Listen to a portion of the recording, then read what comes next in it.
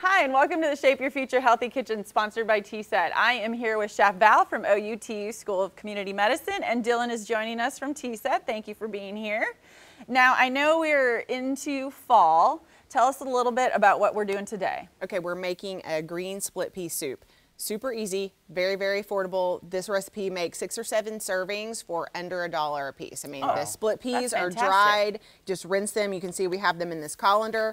And so you could absolutely use some onion, pepper, celery, garlic, and chop it all yourself. Or you could buy this fancy little easy bag, not so fancy. It's around $1.50, maybe not even. I was gonna say, let's be honest, that would probably be my version. Right. But like we were talking before, it gets you in the kitchen and still gets you to do the recipe that's gonna be better for you in the long run. Exactly. So, Right, like if you so need to chopping, do it. Yeah, if chopping is a deterrent for you to get in the kitchen, then definitely the bag of frozen chopped veggies, that's your thing. Totally works. Yes. Okay, Perfect. so we have a little olive oil in the pot, and then we've added these frozen veggies.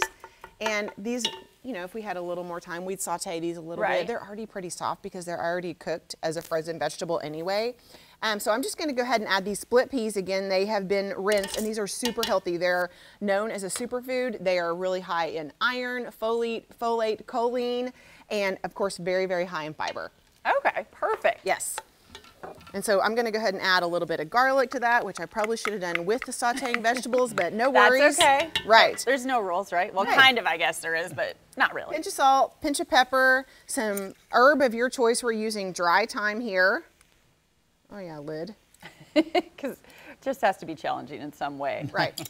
And then you could add water, but in this case, we're using some vegetable stock, some low sodium vegetable stock. Okay. And this just gets all, oops, still some in the bottom. This just gets all stirred together and cooked for around 30 or 35 minutes. Okay.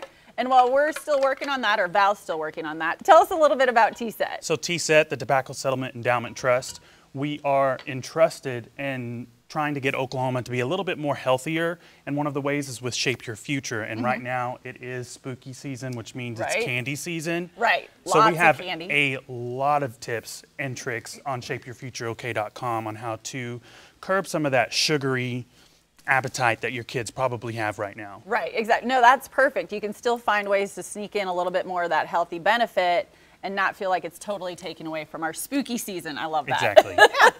And where are we with the soup, Val? So this is just going to continue to simmer and cook for 30 or 35 minutes. And this is, like you were saying, it's a great thing to serve. Serve this on the way out the door as as your kids are, they need to get filled up on pea soup, not on candy bars, right? Exactly. I was thinking superfood, right? Yeah. So there you go. We'll give them the energy. And this is the final product over here. Looks delicious. It does. So I'm going to let you and I get to have a bite of it. It's super filling, and I have to say that it's a very mild flavor. It almost reminds me of a potato soup because it's just starchy and it's kind of bland almost in a way, right? That is really good. It's really good, and it still just reminds me of fall and soup, you know, all the fun stuff. So if you, thank you. Sure. And if you guys want to learn more about this recipe or any of the other recipes, go ahead and head to kjrh.com.